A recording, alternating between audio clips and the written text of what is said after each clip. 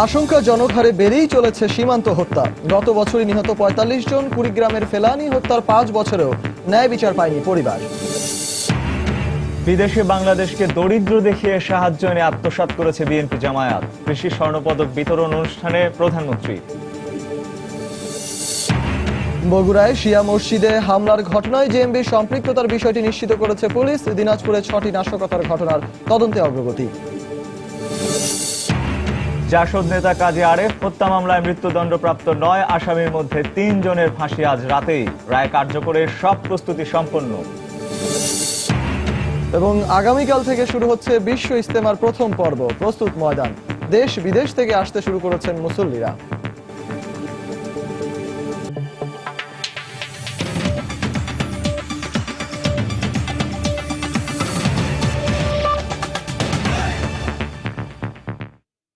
বাংলা সময়ের সঙ্গে আছে আমি রঞ্জন শুভ্র এবং আমি সজল মিত্র রিচার্ড। সীমান্ত হত্যার শূন্যের কোটায় নামিয়ে আনার কথা বলা হলেও আশঙ্কাজনক হারে তা বেড়েই চলেছে।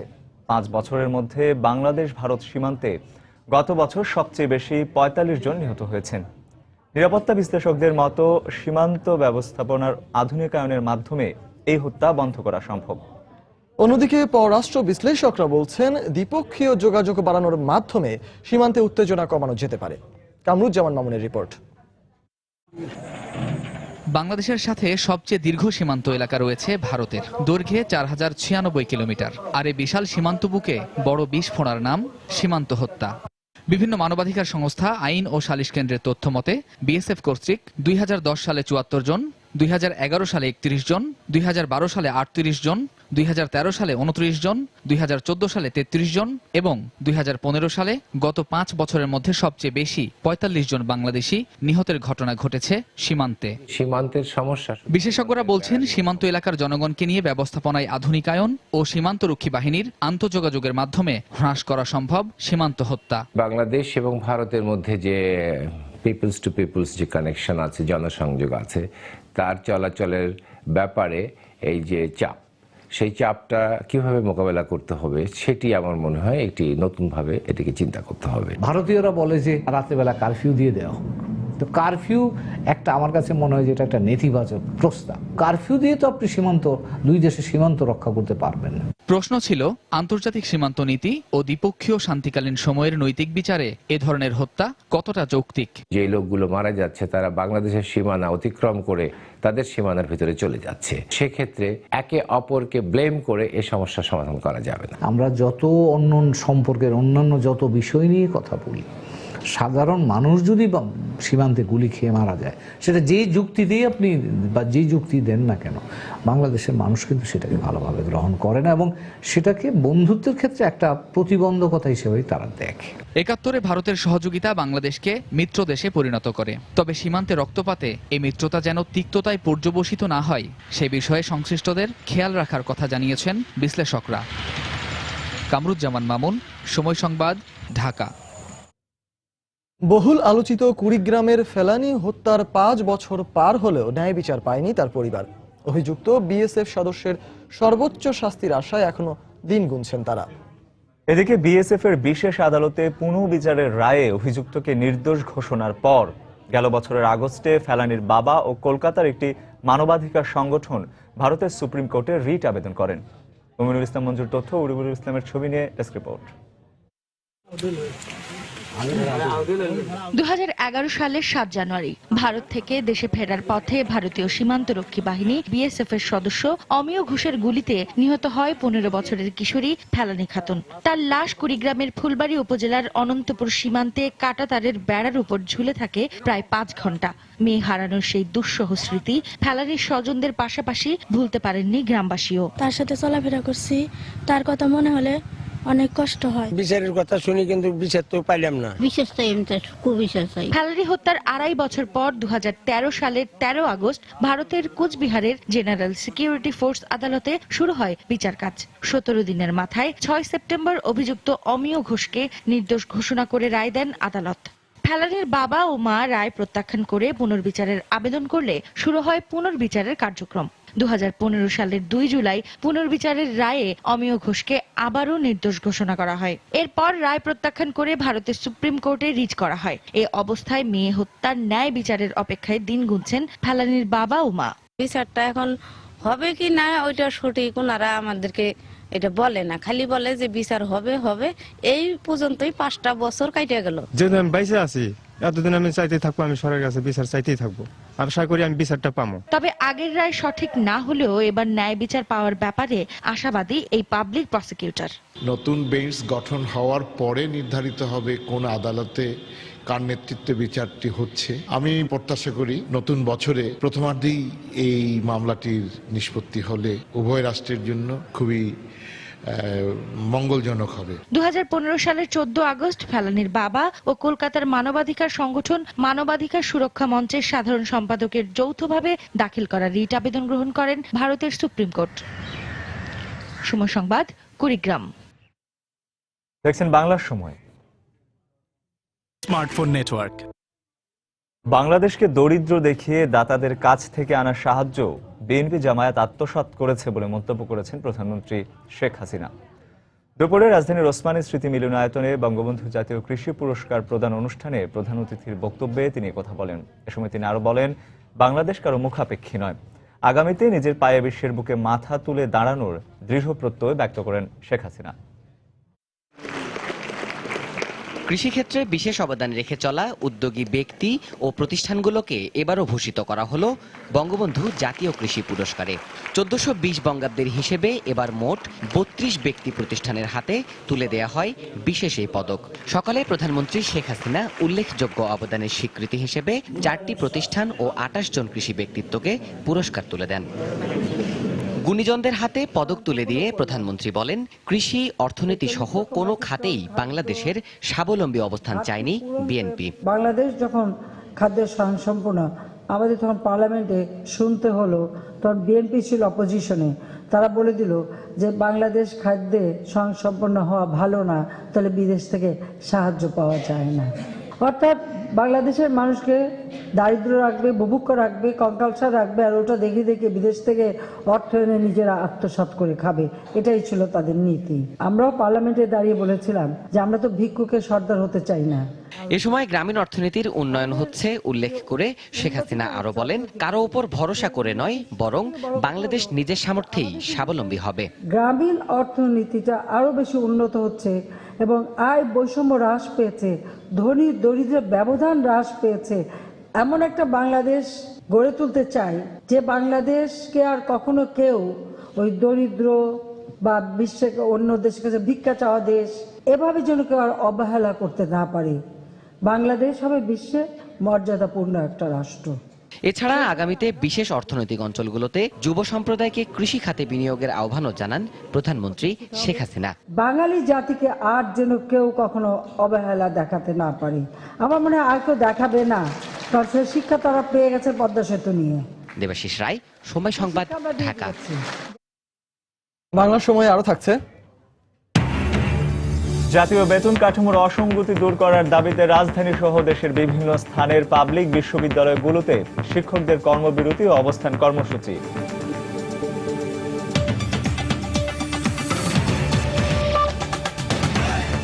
তাই তো সবাই বলে শিল্পাল্লার দিন শেষ, মেগা ডিজিটাল স্কেলে বাংলাদেশ।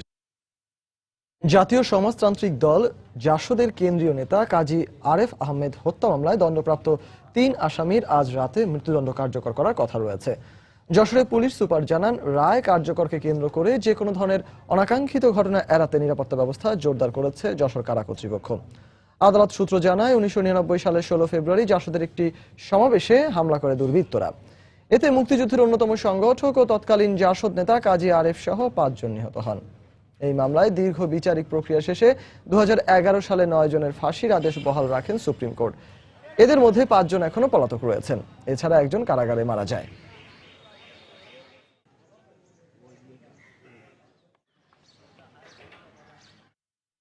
দর্শক, এই মুহূর্তে যশোর কেন্দ্রীয় কারাগারের সামনে আছেন আমাদের সহকর্মী SM ইকবাল। সেখানকার খবর জানতে আমরা সরাসরি চলে যাচ্ছি ইকবালের কাছে। ইকবাল, রিচার্ড, এর আগে আমি যেমনটি জানিয়েছিলাম প্রায় 15 বছরের কিন্তু দীর্ঘ একটি বিচারিক প্রক্রিয়ার মধ্য দিয়ে কিন্তু আজ চাঞ্চল্যকর যে জাসদ নেতা কাজী আরিফ আহমেদ যে হত্যাকাণ্ড ঘটেছিল সে সহ 4 জন, সেই হত্যাকাণ্ডের রায়টি কিন্তু আজ হতে চলেছে। অর্থাৎ আমাদের যে কারা কর্তৃপক্ষ আছে বা ভেতর থেকে আমরা যে নির্ভরযোগ্য সূত্রটি আছে তার মাধ্যমে আমরা জানতে পেরেছি যে মৃত্যুদণ্ড প্রাপ্ত যে 3 জন আসামি রয়েছেন তাদের মধ্য থেকে সাফায়েত হোসেন হাবিব এবং আনোয়ার হোসেন তাদের রায়টি আজ 11টা 1 মিনিটে কার্যকর করার কথা রয়েছে এবং রাশিদুল ইসলাম নামে অপর যে মৃত্যুদণ্ডপ্রাপ্ত আসামিটি রয়েছেন তার রায়টি কার্যকর করার কথা রয়েছে হচ্ছে 11টা 45 মিনিটে। তো ইতোমধ্যে হঠাৎ করে আমরা সন্ধ্যার পরপরই দেখেছি যে হঠাৎ করে কিন্তু কারা জেল গেটের আশেপাশে অর্থাৎ সম্মুখ ভাগের নিরাপত্তা পরিস্থিতি কিন্তু জোরদার করা হয়েছে। আপনি দেখতে পাচ্ছেন এখানে কিন্তু আইন শৃঙ্খলা রক্ষাকারী বাহিনীর বেশ কিছু সদস্য মজুত করা হয়েছে। এর আগের দিনের যে কার্যক্রম ছিল, কার্যক্রমের অংশ হিসেবে আমরা দেখতে পেরেছি যে এখানে আজ আনোয়ার হোসেনের কয়েকজন স্বজনরা কিন্তু এখানে এসে দেখা করেছেন। পক্ষান্তরে আরো একটি জিনিস জানিয়ে রাখতে চাই, আজকের যে ফাঁসির রায়টি কার্যকর হতে চলেছে সেই রায় কার্যকর করার জন্য কিন্তু ঢাকা থেকে 2 জন জল্লাদ নিয়ে আসা হয়েছে যারা আজকের রায়টি কার্যকর করবে। তাদের একজন হচ্ছে হযরত আলী, যিনি কদিন আগে যে যুদ্ধ অপরাধী বা মানবতা বিরোধী অপরাধের দায়ে যে যার ফাঁসি হয়েছিল যে হচ্ছে কামরুজ্জামানের ফাঁসি কার্যকর করার সময় তিনি এই দায়িত্ব পালন করেছিলেন, এবং আরেকজন হচ্ছে তানভীর হাসান রাজু, তিনি কিছু সাকা চৌধুরী এবং মুজাহিদ তাদের রায়টি যখন কার্যকর করা হয় তখন কিন্তু তিনি পালন করেছেন। এর আগে ফাঁসির সমস্ত কার্যক্রম বা প্রক্রিয়া সবকিছুই সম্পন্ন করা হয়েছে। এখানে 2টো ফাঁসির মঞ্চ প্রস্তুত করা হয়েছে এবং এর একটি মহড়াও হয়েছে। আর আমরা ভেতর থেকে আমাদের সূত্র যতটুকু আমাদের নিশ্চিত করেছে সেটা হচ্ছে যে আসামিদের তওবা পড়ানো থেকে শুরু করে মোটামুটি যতটুকু একটি ফাঁসির আগে যতটুকু কার্যক্রম থাকে তার সবই কিন্তু ইতোমধ্যে তারা সম্পন্ন করে রেখেছে।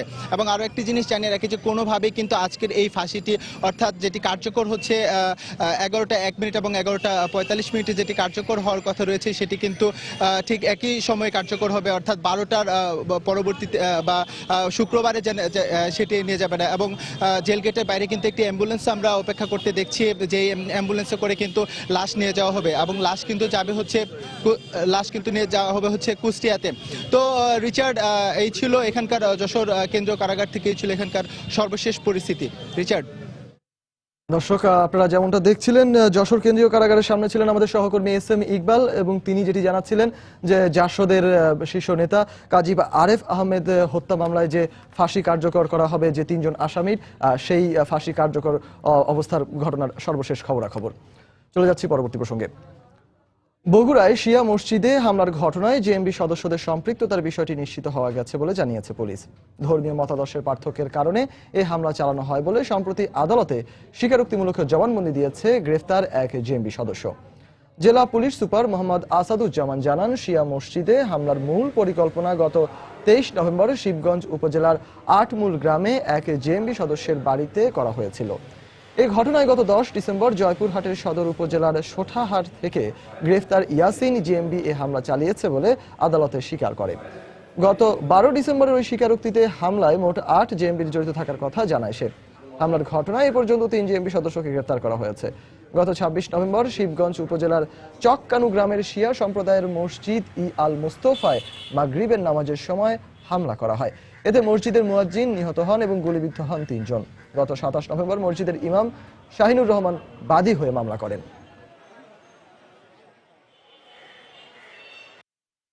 এই ঘটনার মূল পরিকল্পনাকারী সহ 3 জনকে আমরা গ্রেপ্তার করেছি এবং একজন বিজ্ঞ আদালতে স্বীকারোক্তিমূলক জবানবন্দি প্রদান করেছেন। ঘটনায় কারা কারা জড়িত ছিল, কিভাবে তারা ঘটনা ঘটিয়েছে বিস্তারিত আমরা পেয়েছি। আমরা তদন্তের স্বার্থে এই মুহূর্তে আর এর বেশি কিছু বলবো না। দিনাজপুরের সম্প্রতি ঘটা 6টি নাশকতার হামলার সাথে জড়িতদের খুব শিগগিরই খুঁজে বের করা সম্ভব হবে বলে আশা প্রকাশ করেছে পুলিশ প্রশাসন। দুপুরের সময় সংবাদদাতাদের এক সাক্ষাৎকারে কথা জানানো হয়। এখন পর্যন্ত কাহারুলে ইসকন মন্দিরে হামলার সঙ্গে জড়িত থাকার কথা স্বীকার করে 3 জন আদালতে স্বীকারোক্তিমূলক জবানবন্দি দিয়েছে। সবশেষ গতকাল এই ঘটনায় সম্পৃক্ত থাকার কথা স্বীকার করে জবানবন্দি দেয় জেএমবি সদস্য আব্দুর রহমান। এদিকে এসব ঘটনার সঙ্গে জড়িতদের আটকের ক্ষেত্রে এলাকাবাসীর ভূমিকার প্রশংসা করেছেন দিনাজপুর জেলা প্রশাসক। এছাড়া ইসকন মন্দিরে হামলার সঙ্গে জড়িতদের আটক করার জন্য 30 জনকে নগদ অর্থ ও সাহসিকতার সনদপত্র দেওয়া হয়েছে বলেও জানান জেলা প্রশাসক।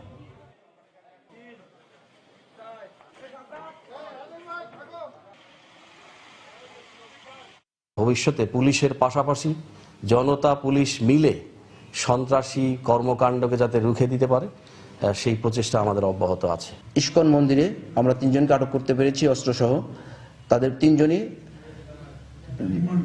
বিজ্ঞ আদালতে 164 ধারা অনুযায়ী তাদের জবানবন্দি দিয়েছে এবং নিজেদেরকে ঘটনার সাথে জড়িত থাকার কথা স্বীকার করেছে।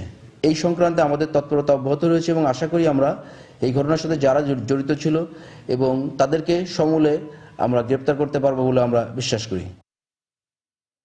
মানবতা বিরোধী অপরাধের মামলায় কিশোরগঞ্জের মুসলিম প্রধান ও পলাতক সৈয়দ হোসেন আলীর বিরুদ্ধে যুদ্ধ অপরাধ সহ 6টি অভিযোগ আমলে নিয়েছেন আন্তর্জাতিক অপরাধ ট্রাইব্যুনাল। একই সঙ্গে আগামী 15 ফেব্রুয়ারি এ বিষয়ে পরবর্তী আদেশের দিন ধার্য করেছেন ট্রাইব্যুনাল। সকালে বিচারপতি আনারুল হকের নেতৃত্বে 3 সদস্যের আন্তর্জাতিক অপরাধ ট্রাইব্যুনাল এ আদেশ দেন। এই 2 জনের বিরুদ্ধে 71 কিশোরগঞ্জের বিভিন্ন এলাকায় হত্যা, গণহত্যা, আটক, নির্যাতনের অভিযোগ রয়েছে।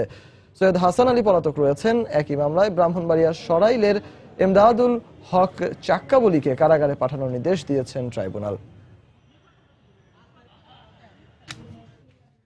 আগামী মার্চের মধ্যে আইনি প্রক্রিয়ায় জামায়াতকে নিষিদ্ধ করা সম্ভব হবে বলে আশাবাদ ব্যক্ত করেছেন আওয়ামী লীগের যুগ্ম সাধারণ সম্পাদক মাহবুবুল আলম হানিফ।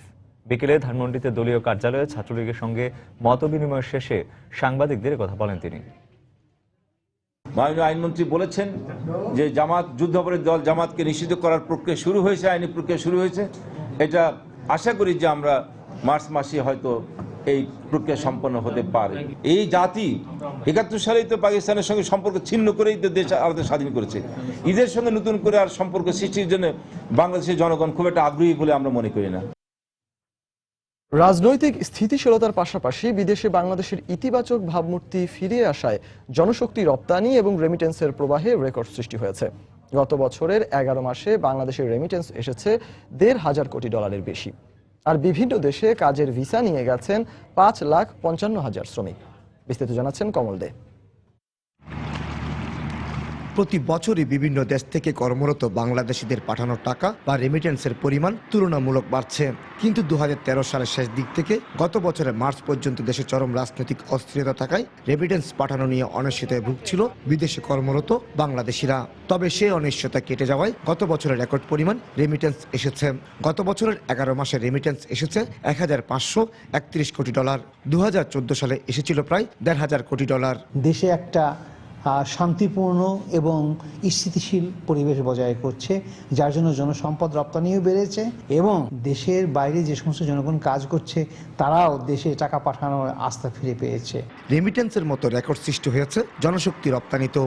2014 সালে 4,09,000 বাংলাদেশি কাজের ভিসা নিয়ে বিভিন্ন দেশে গেল, এবার তা দাঁড়িয়েছে 5,56,000-এ। বহির্বিশ্বে বাংলাদেশের অর্থনৈতিক কর্মকাণ্ড ভাবমূর্তি বাড়ার কারণে আমাদের বৈদেশিক কর্মসংস্থান প্রক্রিয়াটা বেড়েছে।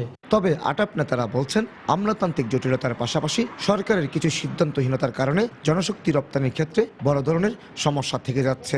এটা আরো বেশি হতো যদি আমাদের সরকারের অবস্থান কূটনৈতিক পর্যায়ে এবং বিভিন্ন রাষ্ট্রদূত পর্যায়ে যদি তাদের সাথে সম্পর্ক উন্নয়নের প্রচেষ্টাটা অব্যাহত থাকত। গত বছর বাংলাদেশ থেকে মধ্যপ্রাচ্যের ওমানে 1,29,000, কাতারে 1,23,000 এবং সৌদি আরবে 58,000 শ্রমিক গেছে। আর সবচেয়ে বেশি রেমিটেন্স এসেছে সৌদি আরব থেকে, যার পরিমাণ প্রায় $300 কোটি। এরপরে সংযুক্ত আরব আমিরাত থেকে এসেছে $250 কোটি। কমল দে, সময় সংবাদ, চট্টগ্রাম। অষ্টম জাতীয় বেতন কাঠামোতে বৈষম্য দূর করার দাবিতে দেশের বিভিন্ন বিশ্ববিদ্যালয়ে 2 ঘন্টার কর্মবিরতি ও অবস্থান কর্মসূচি পালন করেছে বিশ্ববিদ্যালয় শিক্ষক সমিতি ফেডারেশন। কর্মসূচি থেকে শিক্ষক নেতারা অভিযোগ করেন, শিক্ষা প্রতিষ্ঠানগুলোতে অস্থিতিশীল করতেই শিক্ষকদের হেয় করে একটি মহল তাদের আন্দোলনের দিকে ঠেলে দিচ্ছে। দাবি পূরণ না হলে পূর্ব ঘোষিত কর্মসূচি অনুযায়ী লাগাতার আন্দোলন চালিয়ে যাবেন বলেও হুঁশিয়ার দেন তারা। অষ্টম বেতন কাঠামোতে অর্থমন্ত্রীর দেয়া প্রতিশ্রুতি পূরণ ও অন্যান্য অসঙ্গতি দূর করার দাবিতে কয়েক মাস ধরে আন্দোলন করে আসছে বিশ্ববিদ্যালয় শিক্ষক সমিতি ফেডারেশন। এর ধারাবাহিকতায় বৃহস্পতিবার ঢাকা বিশ্ববিদ্যালয়ে বেলা 11টা থেকে 1টা পর্যন্ত সব শিক্ষা সংশ্লিষ্ট কার্যক্রমে বিরতি দিয়ে কলা ভবনের সামনের বটতলায় অবস্থান সমাবেশ করেন শিক্ষকরা।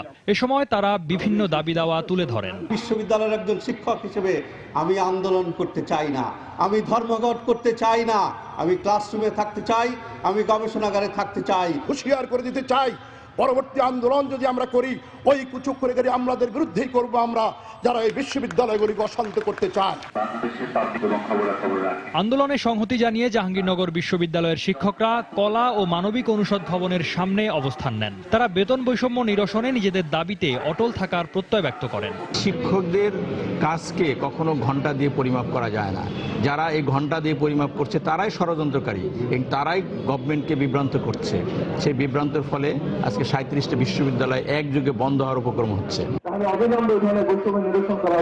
কর্মসূচির অংশ হিসেবে সিলেট কৃষি বিশ্ববিদ্যালয়ের শিক্ষকরা ক্লাস বর্জন করে কৃষি অনুষদের সামনে অবস্থান নেন। এ সময় অর্থমন্ত্রীর দেয়া প্রতিশ্রুতি দ্রুত বাস্তবায়নের দাবি জানান তারা। 3 নম্বর গ্রেড থেকে 2 নম্বর গ্রেডে একজন অধ্যাপক যেতে পারবে না, 2 নম্বর থেকে 1 নম্বর গ্রেডে যেতে পারবে না।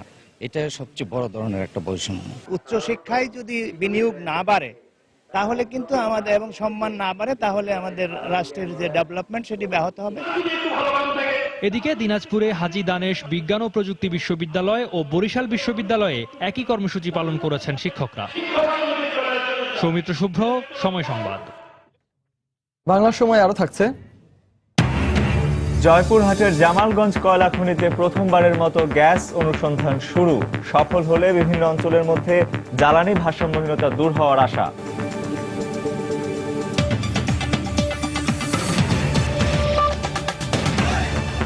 আরএফএল ওয়াটার পাম্প, পানি দেবে টেনশন নয়। মানিকগঞ্জের সিংগাইর পৌরসভা নির্বাচনে ভোট গ্রহণ শেষে এখন চলছে গণনার কাজ। সকাল 8টা থেকে 10টি কেন্দ্রে একযোগে বিকেল 4টা পর্যন্ত চলে ভোট গ্রহণ। রিটার্নিং কর্মকর্তা জানান, সীমানা জটিলতায় বন্ধ থাকার পর উচ্চ আদালতের নির্দেশে আজ এ নির্বাচন অনুষ্ঠিত হয়। এ নির্বাচনে নারী ভোটারদের উপস্থিতি ছিল চোখে পড়ার মতো। শান্তিপূর্ণ পরিবেশে ভোট দিতে পেরে স্বস্তি প্রকাশ করেন ভোটাররা। নির্বাচনে মেয়র পদে 6 জন, সাধারণ কাউন্সিলর পদে 33 ও সংরক্ষিত মহিলা কাউন্সিলর পদে 7 জন প্রার্থী প্রতিদ্বন্দ্বিতা করেন। এ পৌরসভায় মোট ভোটার সংখ্যা 20,014 জন। খুব ভালো লাগতেছে, আমাদের মনে ইচ্ছুক ভোট দেওয়ার জন্য। খুব নিরিবিলি সুস্থ ভোট হয়েছে। এখানে প্রচুর লোক ভোট দিতে আসছে এবং সুষ্ঠুভাবে ভোট হচ্ছে। খুবই সুন্দর এবং সুশৃঙ্খল পরিবেশে ভোট গ্রহণ শুরু হয়ে গেছে এবং ভোটার উপস্থিতি খুবই ভালো, বিশেষ করে নারী ভোটার উপস্থিতি খুবই ভালো। আগামীকাল থেকে শুরু হচ্ছে 50তম বিশ্ব ইজতেমার প্রথম পর্ব। এরই মধ্যে প্রস্তুত হয়ে গেছে ইজতেমা ময়দান। দেশ বিদেশ থেকে ধর্মপ্রাণ মুসল্লিরা আসতে শুরু করেছেন ইজতেমা মাঠে। আগামী 10 জানুয়ারি রোববার আখেরি মোনাজাতের মধ্য দিয়ে শেষ হবে ইজতেমার প্রথম পর্ব। আর 4 দিন বিরতি দিয়ে 2 পর্বের এই ইজতেমার দ্বিতীয় পর্ব শুরু হবে 15 জানুয়ারি থেকে। ইজতেমা ময়দান থেকে ফিরে আরো জানাচ্ছেন শেখ জায়েদ। প্রথম পর্বের বিশ্ব ইজতেমায় অংশ নিতে টঙ্গীর তুরাগ তীরে জড়ো হচ্ছেন ধর্মপ্রাণ মুসল্লিরা। ময়দানের 160 একর জমির ওপর নির্মিত সুবিশাল প্যান্ডেলের খুঁটিতে নম্বর প্লেট, খিত্তা নম্বর, জুড়নেওয়ালি জামাতের কামরা, তাশকিল কামরা, হালকা নম্বর বসানোর কাজ এরই মধ্যে শেষ হয়েছে। আল্লাহর সন্তুষ্টির জন্যই এই জমায়েতে যোগদান বলে জানান মুসল্লিরা। নিয়ত হলো একটা, যে আল্লাহকে রাজি খুশি করার জন্য। দুনিয়াবি আমাদের কোনো মাকসাদ নাই, এক আল্লাহ, লা ইলাহা ইল্লাল্লাহ। আল্লাহর সাথে চাইব এইটাই যে সব মানুষের আল্লাহ হেদায়েত দিয়া দেব। আল্লাহ তাআলা এই দেশকে শান্তি করে দেব, শান্তিময় করে দেব। লাযিনা আমানু ওয়া আনফুসাকুম ওয়া আহলিকুম নারা। এই ইমানদারগণ তোমরা নিজে আগুন থেকে বাঁচাও এবং তোমার আহলদেরকে বাঁচাও। তো আমি নিজে যদি ঠিক হইতে পারি, এই সওয়াল যদি আমার ভিতরে ঢুকাইতে পারি, তাহলে আমিও এরকম সারা ময়দান ঢুকাইতে পারবো। এটা ইজতেমা ময়দানে প্রবেশের জন্য খোলা রাখা হয়েছে 18টি পথ। অবাধ প্রবেশ নিশ্চিত করতে তুরাগ নদে 8টি ভাসমান সেতুর ব্যবস্থা করা হয়েছে। নিরাপত্তার জন্য বিভিন্ন স্থানে তৈরি করা হয়েছে পুলিশের পর্যবেক্ষণ টাওয়ার, বসানো হয়েছে সিসি ক্যামেরা। জেলা প্রশাসন কর্তৃক সকল প্রস্তুতি সম্পন্ন করা হয়েছে। মুসল্লিদের জন্য সকল টেন্ট, তাঁবু নির্মাণ করা হয়েছে। তাদের পানীয় জলের জন্য প্রায় 3.5 কোটি লিটার পানি আমরা প্রতিদিন সরবরাহ করব। পয় নিষ্কাশনের জন্য ড্রেনেজ ব্যবস্থা করা হয়েছে তাদের বাথরুমের জন্য প্রায় 600 বাথরুম কমপ্লিট। প্রতি পর্বে 5 থেকে 6,000 পুলিশ কাজ করবেন। এছাড়া প্রতিটি মোড়ে মোড়ে আমরা স্ট্রাইকিং মোবাইল রয়েছেন, সেখানে চেকপোস্ট রয়েছেন এবং এবারই প্রথম আমরা প্রত্যেকটি এলাকায় মোড়ে মোড়ে আমরা সিসিটিভি লাগিয়েছি এবং আমাদের 60 সদস্যের একটা বুম ডিসপোজাল টিম থাকবেন। সব কিছু মিলে আমাদের ট্রাফিক ব্যবস্থাকে আমরা অত্যন্ত এবার শক্তিশালী করেছি। প্রথম পর্বে 17টি জেলার মুসল্লিরা 27টি খিত্তায় অবস্থান করবেন। 2 পর্বের ইজতেমায় 30 থেকে 35 লাখ মুসল্লির সমাগম হবে বলে মনে করছেন আয়োজকরা। শেখ জায়েদ, সময় সংবাদ, গাজীপুর। ঝিনাইদহের শৈলকুপায় একটি মাধ্যমিক বিদ্যালয়ের বিরুদ্ধে বিনামূল্যের বই বিতরণের টাকা আদায়ের অভিযোগ উঠেছে।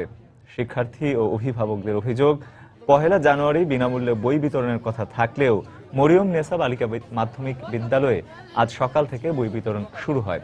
এ সময় 6ষ্ঠ শ্রেণীর প্রত্যেক শিক্ষার্থীর কাছ থেকে 20 থেকে 50 টাকা পর্যন্ত নেওয়া হয়। স্কুল কর্তৃপক্ষের দাবি, উপজেলা শহর থেকে বই পরিবহনে খরচ হওয়ায় এ টাকা আদায় করা হচ্ছে। আমাদের বই দেন আর 20 টাকা করে দিয়ে আমাদের বই দিয়েছে। বই দেওয়ার সময় 20 টাকা করে নিয়েছে, কাল পরীক্ষার সময় 20 টাকা করে নিয়েছে। পাবনায় একটি বিদেশি পিস্তল ও 4 রাউন্ড গুলি সহ হাবিবুল্লাহ হাবিব নামে যাবজ্জীবন সাজা প্রাপ্ত এক আসামিকে গ্রেফতার করেছে পুলিশ। ভোরে পাবনা কেন্দ্রীয় বাস টার্মিনাল এলাকা থেকে তাকে গ্রেফতার করা হয়। পুলিশ জানায় 2001 সালে পাবনার পাথরতলার আতিকুল ইসলামকে হত্যা করেছিল হাবিব। আতিকুল হত্যা মামলায় 2008 সালে হাবিবকে যাবজ্জীবন কারাদণ্ড দেন আদালত। এদিকে 2004 সালে নিহত আতিকুলের ভাই হত্যাকাণ্ডের মামলায় আসামি করা হয় হাবিবকে। এছাড়াও আসামির বিরুদ্ধে পাবনা ও ঢাকা সহ দেশের বিভিন্ন থানায় হত্যা, ডাকাতি ও অপহরণের একাধিক মামলা রয়েছে বলে জানিয়েছে পুলিশ। তার বিরুদ্ধে অস্ত্র আইনে একটি নিয়মিত মামলা হচ্ছে এবং তার বিরুদ্ধে কয়েকটি ওয়ারেন্ট আমাদের থানায় মুলতবি আছে। ওয়ারেন্ট মূলে তাকে আমরা জেল হাজতে প্রেরণ করতেছি এবং ঢাকা রাজশাহী দ্রুত বিচার আদালত থেকে তার বিরুদ্ধে যে সাজা হয়েছে সেই রায়ের কপি আমরা সংগ্রহ করব, তাকে সেটাতেও আমরা কোর্টে প্রেরণ করব। পিরোজপুরে আগুনে 2টি তুলার গোডাউন পুড়ে গেছে। দুপুরে ভান্ডারী উপজেলার ভুবনেশ্বর ব্রিজ এলাকায় অগ্নিকাণ্ড হয়। ফায়ার সার্ভিস জানায়, বৈদ্যুতিক শর্ট সার্কিট থেকে কমফোর্ট কটন মিলসের একটি গোডাউনে প্রথমে আগুনের সূত্রপাত হয়। মুহূর্তের মধ্যেই তা চারদিকে ছড়িয়ে পড়ে। এতে পাশের আরও একটি তুলার গোডাউন পুড়ে যায়। খবর পেয়ে পিরোজপুর ও পাশের জেলা ঝালকাঠি ফায়ার সার্ভিসের 4টি ইউনিট প্রায় 2.5 ঘন্টার চেষ্টায় আগুন নিয়ন্ত্রণে আনে।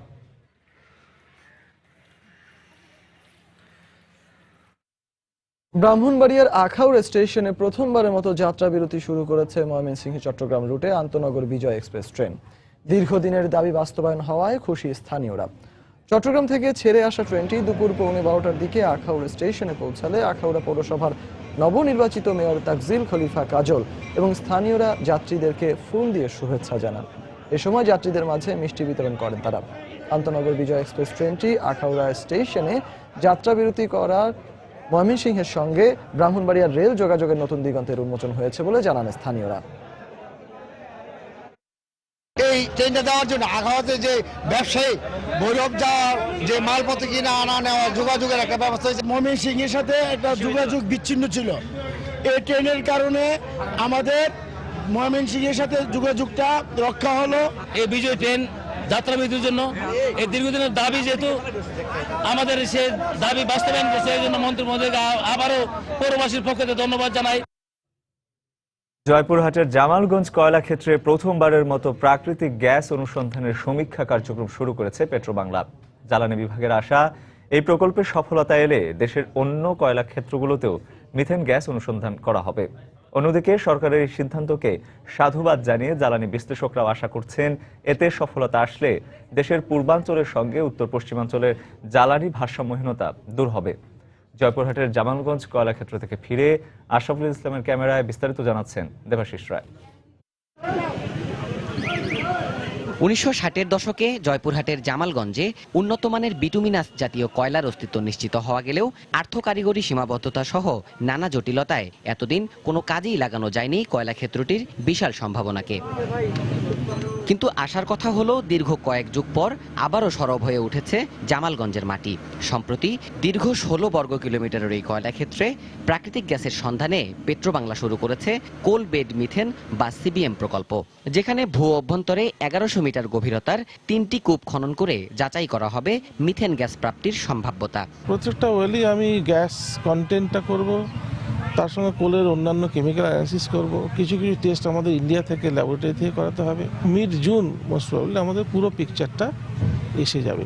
নীতি নির্ধারক ও পেট্রো বাংলার আশা, জামালগঞ্জে সমীক্ষায় সফল হলে গ্যাস অনুসন্ধান করা হবে অন্য কয়লা ক্ষেত্রগুলোতেও। এটা সবচেয়ে বেশি গভীরতায় পাওয়ার সম্ভাবনা বেশি। এখানে যদি আমরা সফল হই তাহলে অন্য যেগুলির বেশি গভীরতা আমরা চেষ্টা করে দেখব অবশ্যই। এই কয়লা উত্তোলন করাটাও কঠিন ব্যাপার, কারণ অনেক নিচে, 1100 মিটারের নিচে।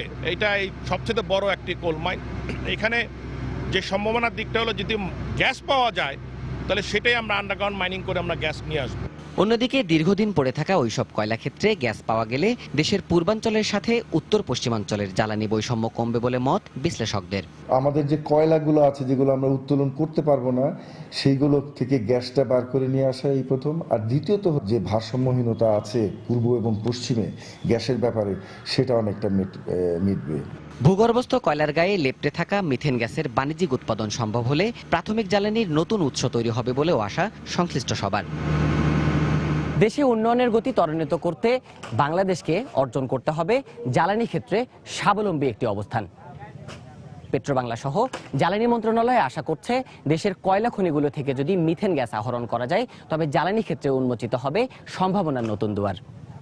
জামালগঞ্জ কয়লা ক্ষেত্র থেকে দেবাশিস রায়, সময় সংবাদ, জয়পুরহাট।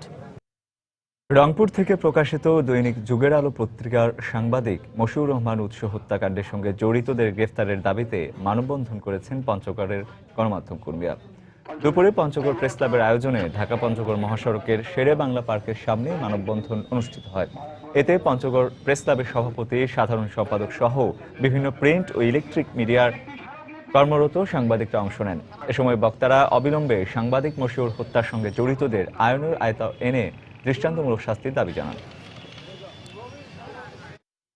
নেত্রকোনায় মিলারদের কাছ থেকে চাল সংগ্রহ অভিযান শুরু হয়েছে। দুপুরে আনুষ্ঠানিকভাবে এই অভিযানের উদ্বোধন করেন জেলা প্রশাসক ডক্টর তরুণ কান্তি শিকদার।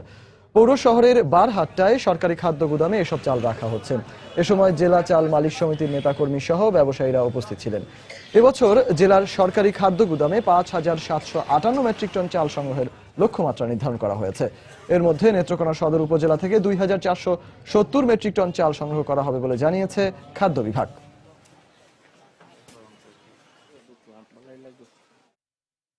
মৃদু শৈত্যপ্রবাহে চুয়াডাঙ্গায় ঠান্ডাজনিত বিভিন্ন রোগের প্রাদুর্ভাব দেখা দিয়েছে। এতে হাসপাতালে বেড়েছে শিশু রোগীর সংখ্যা। চুয়াডাঙ্গা সদর হাসপাতাল কর্তৃপক্ষ জানায়, বৃহস্পতিবার সকাল পর্যন্ত গত ২৪ ঘন্টায় হাসপাতালটিতে জ্বর, ঠান্ডা, নিউমোনিয়া ও ডায়রিয়ায় আক্রান্ত হয়ে ৫৭ জন শিশু ভর্তি হয়েছে। এছাড়া প্রতিদিন বহির্বিভাগে চিকিৎসা নিচ্ছে শতাধিক রোগী। এদিকে পর্যাপ্ত ডাক্তার, নার্স ও শয্যা না থাকায় বাড়তি রোগীর চাপ সামলাতে হিমশিম খাচ্ছে হাসপাতাল কর্তৃপক্ষ। শীতের সময় রোটাভাইরাল ডায়রিয়ার আক্রান্ত সংখ্যা বেশি থাকে এবং পাশাপাশি শীতের মধ্যে এমনি নিউমোনিয়ার সংখ্যা বেশি থাকে। তো গার্জেনদের যেটা করণীয় সেটা হচ্ছে যে বাচ্চাকে পরিষ্কার পরিচ্ছন্ন করে রাখতে হবে এবং বাচ্চাকে ভালো করে ঢেকে রাখতে হবে যাতে বাচ্চা ঠান্ডা না হয়ে যায়। এগুলো ঠিকমতো মেনটেন করতে পারলে আশা করা যায় যে ডায়রিয়া এবং নিউমোনিয়া কমানো সম্ভব। সাতক্ষীরায় ৩ দিনব্যাপী প্রাণ ও প্রকৃতি মেলা শুরু হয়েছে। সকালে সদর উপজেলার প্রেস ক্লাব চত্বরে এ মেলার উদ্বোধন করেন সাতক্ষীরার জেলা প্রশাসক নাজমুল হাসান। পরে তিনি মেলার বিভিন্ন স্টল ঘুরে দেখেন। মেলায় নানা প্রজাতির শাকসবজি, বিভিন্ন ফলের বীজ, বাঁশের ও মাটির তৈরি বিভিন্ন তৈজসপত্র সহ আবহমান বাংলার বিলুপ্ত প্রায় ঐতিহ্যকে তুলে ধরা হয়। ৯ জানুয়ারি বিকেলে শেষ হবে এ মেলা। ভ্যারাইটির ধান এখানে রয়েছে, বিভিন্ন ভ্যারাইটির বীজ রয়েছে এখানে এবং একই সাথে শাক সবজি সহ প্রকৃতির সাথে সম্পৃক্ত যে সমস্ত গাছগাছালি রয়েছে তার একটি সুন্দর সমন্বয় করা হয়েছে এই আজকের এই আয়োজন। বিভিন্ন জাতের দেশীয় ধান দেখলাম, যেটা আমাদের সকলেরই জানা নাই, এ সম্পর্কে আমরা পরিচিত হলাম। হারিয়ে যাওয়া বীজ আমরা সংরক্ষণ করতে চাই এবং এই বীজ কৃষকের হাতে নেই। এখন বিভিন্ন কোম্পানি এই বীজ জিম্মি করে রেখেছে। বাংলা সময়ের শীর্ষ সংবাদগুলো জানিয়ে দিচ্ছে আরেকবার। আশঙ্কাজনক হারে বেড়েই চলেছে সীমান্ত হত্যা। গত বছরই নিহত ৪৫ জন। কুড়িগ্রামের ফেলানি হত্যার ৫ বছরও ন্যায় বিচার পায়নি পরিবার। বিদেশে বাংলাদেশকে দরিদ্র দেখিয়ে সাহায্য এনে আত্মসাৎ করেছে বিএনপি জামায়াত। কৃষি স্বর্ণপদক বিতরণ অনুষ্ঠানে প্রধানমন্ত্রী। বগুড়ায় শিয়া মসজিদে হামলার ঘটনায় জেএমবি সম্পৃক্ততার বিষয়টি নিশ্চিত করেছে পুলিশ। দিনাজপুরে 6টি নাশকতার ঘটনার তদন্তে অগ্রগতি। জাসদ নেতা কাজী আরেফ হত্যা মামলায় মৃত্যুদণ্ডপ্রাপ্ত 9 আসামির মধ্যে 3 জনের ফাঁসি আজ রাতেই। রায় কার্যকরের সব প্রস্তুতি সম্পন্ন। এবং আগামীকাল থেকে শুরু হচ্ছে বিশ্ব ইজতেমার প্রথম পর্ব। প্রস্তুত ময়দান, দেশ বিদেশ থেকে আসতে শুরু করেছেন মুসল্লিরা। এই ছিল বাংলার সময়। যে কোনো খবর পেতে ভিজিট করুন সময়নিউজ.tv। এছাড়া এইমাত্র পাওয়া খবর আপনার মোবাইলে পেতে SMS করুন *SIM লিখে পাঠিয়ে দিন 16242 নম্বরে। সঙ্গে থাকুন সময়ের।